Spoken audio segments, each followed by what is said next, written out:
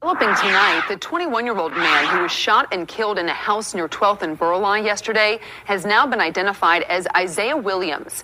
Tonight, as Fox 6's Sam Kramer reports, his biological parents are mourning his passing with a plea for help. Sam joins us live outside Milwaukee Police headquarters with more on their story. Yeah, hi there, Steph. At 21, Williams' parents say he was just trying to get his life back on track, having been released from jail in October. But now, as police are still trying to figure out who killed him, his parents, too, are looking for justice. Yeah, brothers be having rough lives, Jack. You wouldn't think this was the greatest country in the world. When they say biological parents, that tells me he grew up in foster care or something like that. Just came home from jail for God knows what.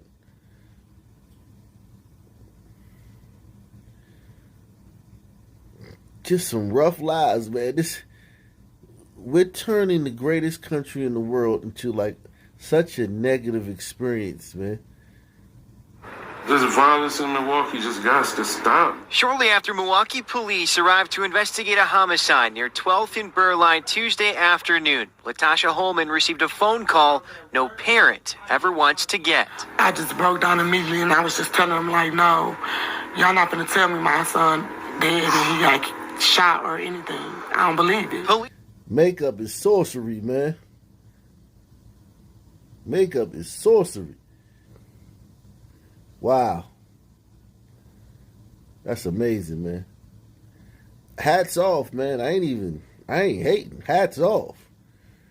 I don't believe it. Police determined her son, Isaiah Williams, who often went by his middle name, Taekwon, was shot inside a home. The medical examiner's office says he later died at the hospital. Williams was just 21 years old. I'm scared for me and my other kids' life. I've been crying. I haven't ate. A day after his death, Holman and Williams' biological father, Tatara Gray, are left with more questions than answers. Milwaukee police have no one in custody and are searching for unknown suspects, while the family wonders why this even happened. Young man trying to find his way. Thought he was around a group of people that had his back, his best interest. Right now, and they took him. Hoping the person or people responsible for his death will be held accountable. Whoever committed these crimes, I know you got a family. What if it's your mother or your loved ones on the other end? Will you want them to grieve like that? And what for and what over? And tonight, Milwaukee police are still working to determine what exactly happened that led up to this shooting. If you know anything or have any information on what happened, you're asked to call police right away. We're live tonight outside Milwaukee Police Headquarters. Sam Kramer, Fox 6 News. All right, Sam, thanks for that update. It was just shocking that something like this could happen to her and happen to us. Why? When this is what you vote for. Scratch that. This is what you voted for and got in the streets and demanded. And your local governments relented to get you out of the streets.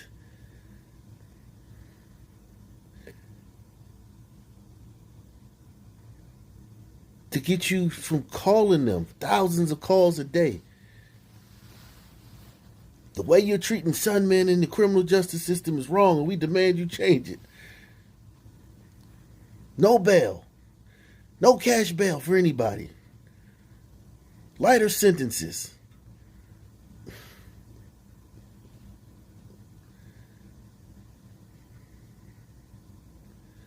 Everybody out on certain charges. Certain charges we're not even going to prosecute.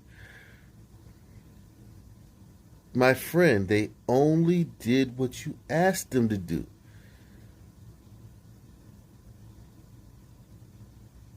And this is the result.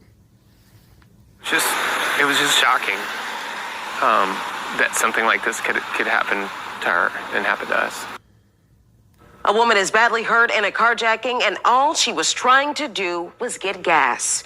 Good evening, everyone. I'm Sharice Gibson. Katie is off tonight. That woman, carjacked and dragged by her own car at Costco yesterday, is now recovering at home. And tonight, the NOPD and the DA are preparing for an early morning news conference to update the fight against crime. We'll have more on that later in the show. But for right now, the victim in that carjacking is Kelly Ryan. She was released from the hospital today, but with painful injuries. She and her husband say they can't accept a life in New Orleans where doing just everyday tasks that we all do is a risk. Devin Bartolotta has more. The part that I hate is that these pasty libs, they made it like this for everybody. Everybody didn't ask for this, man. These policies and these laws that encourage and foster criminals to be more brazen, bolder, and carefree and more prolific. So, listen, man.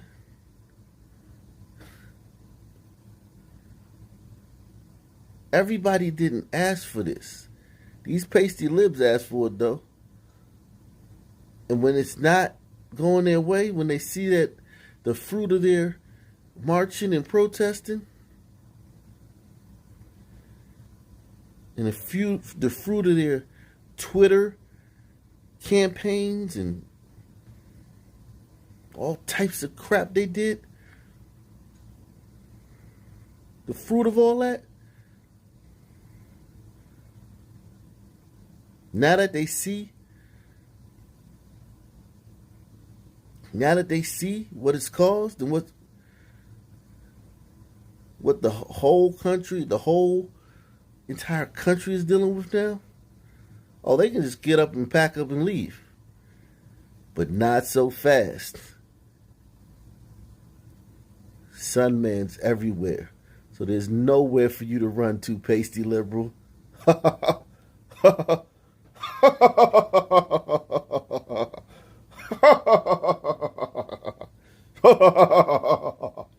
The SUV stolen in a violent carjacking Tuesday is back in the Ryan family's driveway, but the healing has only started. This is the love of my life, you know? We've been together for more than 12 years. Jason Ryan's wife, Kelly, is just getting her short-term memory back. Tuesday afternoon, the real estate agent and mom was pumping gas at Costco when someone snuck into her driver's seat and drove off, dragging her 30 to 40 feet across the lot. She had, a lot of wounds to her head, a fracture in her neck. She had fractures in her hand, basically all down one side of her body along her side. And it was, a lot of abrasions. Dr. Arthi Pays rushed to help her, but says people kept pumping gas as normal. EMS took 20 minutes to arrive. People kept pumping gas as normal. Listen, man, this is New Orleans, man.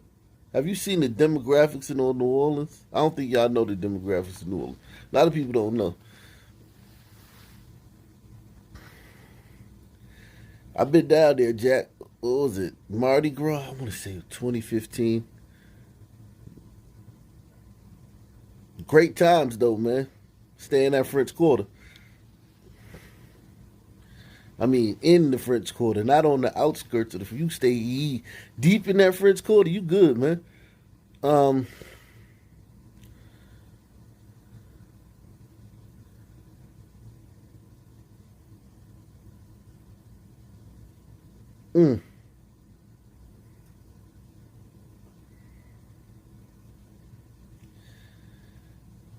Yeah, man.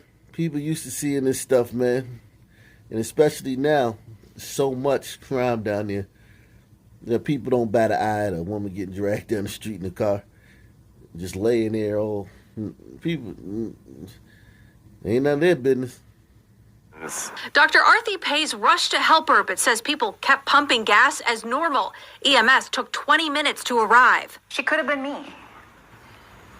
5 more minutes and I would have been the next car in line. That's the point the Ryans want to get across. They say they're out of patience for the out-of-control crime in the city they love. When it's in broad daylight at 3 p.m. in a Costco gas lot that's supposed to be secure with hundreds of people around, you realize that this could have happened to anyone. And as Kelly recovers, even though the Ryans have built 2 businesses here over 2 decades, they're considering a move. Oh, this is your tax base. Scratch that, New Orleans. Don't let these people leave. These are the people whose taxes pay for your programs. Your mentoring programs, your midnight basketball, and job training. Preventative, programs that get in front of the crime.